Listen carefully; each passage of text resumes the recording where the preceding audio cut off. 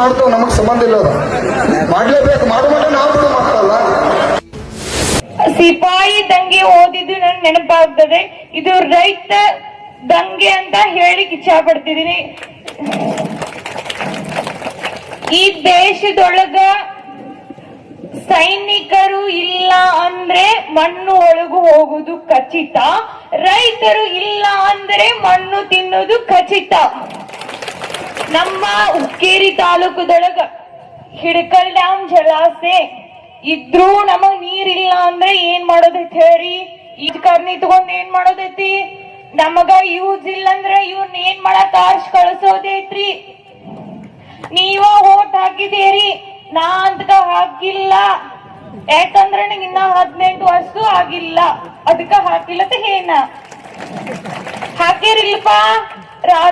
ರಾತ್ರಿ ಕೊಳೆ ಚಂದಿಲ್ಲ, ದೀಪ್ ಬಂದಿಲ್ಲ, ಜಿಕ್ಕೋದ್ ಬಂದ್ 1000 ರೂಪಾಯಿ ಕೊಟ್ಟ ನಿಮಗ್ ಯಾವ್ದೋ ದೇವರ ಗ್ರಾಮದ ಬಂಡರ್ ಹಚ್ಚ ನಿಮಗ್ ಓಟ್ ಹಾಕಕ್ ಹಚ್ಚಾರಿಲ್ಲ.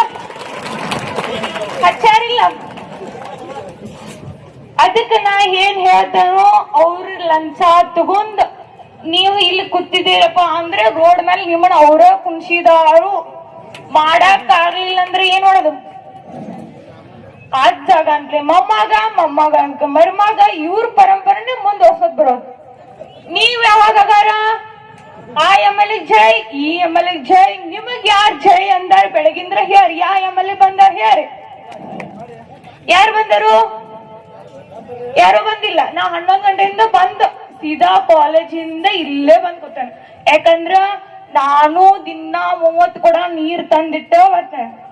ಯಾಕ ನಮ್ಮೂನು ದನಗೊಳ್ದವ. ನಾನು ಒಬ್ಳ ರೈತನ ಮಗಳಂತ ಹೆಮ್ಮೆಯಿಂದ ಹೇಳ್ಕೊತೀನಿ.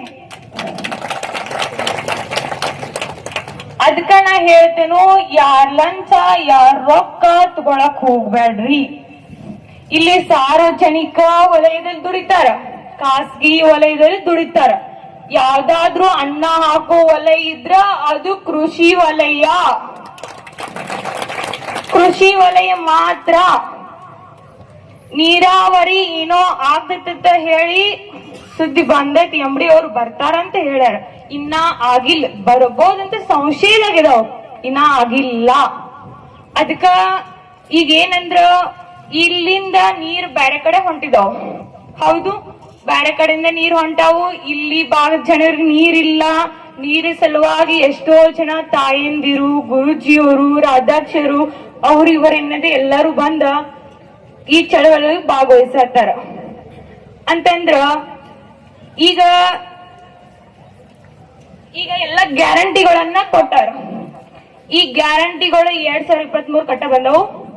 ಮುಂಚೆ 1907 ನಾಲ್ವಡಿ ಕೃಷ್ಣರಾಜ ಒಡೆಯರು ಮಂಡ್ಯ ಮತ್ತು ಮೈಸೂರು ಭಾಗದ ಆ ಕಡೆ ನೀರಾವರಿ ಮಾಡ್ಯಾರ. ಬೆಳಗುಳದ ಕಾವೇರಿ ನದಿಗೆ ಅಣೆಕಟ್ಟನ್ನು ಕಟ್ತಾರ. ಅಲ್ಲಿ ಬಹಳಷ್ಟು ಜನರಿಗೆ ನೀರಾವರಿಯನ್ನು ಅವಕಾಶನ ಕಲ್ಪಿಸಿದಾರೆ.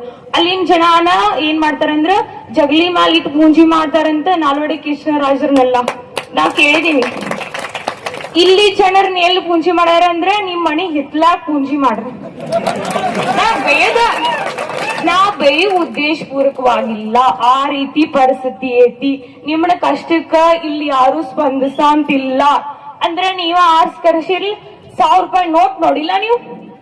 2023 MLA ಎಲೆಕ್ಷನ್ ಬಾದ್, 2024 MP ಎಲೆಕ್ಷನ್ ಬಾದ್, 2025 KB ಎಲೆಕ್ಷನ್ ಬಾದ್, ಆಮೇಲೆ 2026 ಬರ್ತೈತಿ, ಗ್ರಾಮ ಪಂಚಾಯತಿ ಬರ್ತೈತಿ, ಮತ್ ಹೊಳೆ ರಿಪೀಟ್ ಆಗೋದ್ ಬರ್ತಾವ. ಹೌದು, ಅವ ರಿಪೀಟ್ ಆಗತ್ತಾವು. ಅವ ಎಲ್ಲಾ ನಡೆಯಕತ್ತಂದ್ರ ನೀವು ಯಾವಾಗ ಶಾಣ್ಯಾರಗಾರ, ನಿಮಗ್ ಯಾವಾಗ ತಿಳುವಳಿಕೆ ಬರೋದಾ? ನಾನ್ ಕೇಳಾತ ನಿಮ್ಮನ್ನ, ನೀವು ಶಾಣ್ಯಾರ ಆಗ್ಬೇಕಂದ್ರ, ನೀವು ತಿಳುವಳಿಕೆ ಬರ್ಬೇಕಂದ್ರ ಆ ರಾಜಕಾರಣಿ ಮಂದಿನ ಬಿಡ್ರಿ. ಅವ್ರವ್ರ ನಾಳೆಲ್ಲ ಒಂದಾಗ್ತಾರ, ಅವ್ರವ್ರ ಮನಿಗ್ ಹೋಗ್ತಾರ. ಆದ್ರ ನೀವು ಕೆಟ್ಟಾಗಿದ್ದೀರಿ. ನಾ ಆ ಪರ, ಈ ಪಕ್ಷದ ಪರ, ಆ ಪಕ್ಷದ ಪರ ಅಂತ ಹೇಳಿ ಅವರು ಏನ್ ಮಾಡಾಕ ನೀವು ಹೊಡಾಡಕತ್ತಿರ್ತಾರೆ.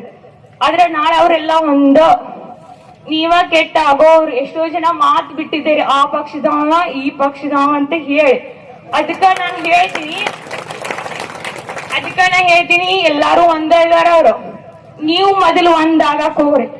ಏನ್ ಅವ್ರೆಲ್ಲಾರು ಮನೆ ಮನೆ ಬಂದ್ ಕಾಲ್ ಬಿದ್ದರು, ನೀವು ಕಾಲ್ ಬೀಳಾಗಿದ್ದೀರಿ. ಯಾಕಂದ್ರೆ ಅವ್ರಿಗೆ ಓಟ್ ಹಾಕಿರ್ತೇಳಿ ನೀವ ಕಾಲ್ ಬಿದ್ದೀರಿ. ಅವ್ರೇನ್ ಎಲ್ಲಾ MLA ನಮ್ಮ ಮನಿಗ್ ಬಂದ್ ಕಾಲ್ ಬಿದ್ದಿಲ್ಲ, ನೀವ ಬಿದ್ದೀರಿ. ಹೌದೋ ಇಲ್ಲೋ?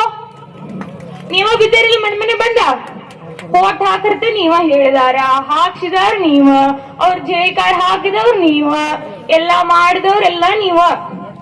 ಮತ್ ಇಲ್ಲಿ ನಿಮ್ಮನ್ನ ತಂದು ಕುಣಿಸಿದಾರ ಯಾರ? MLAಗಳು. ಅದಕ್ಕೆ ಹೇಳ್ತೀನಿ, ಬಹಳಷ್ಟು ಸಮಯದ ಅಭಾವ ಬಾಳ ಐತಿ.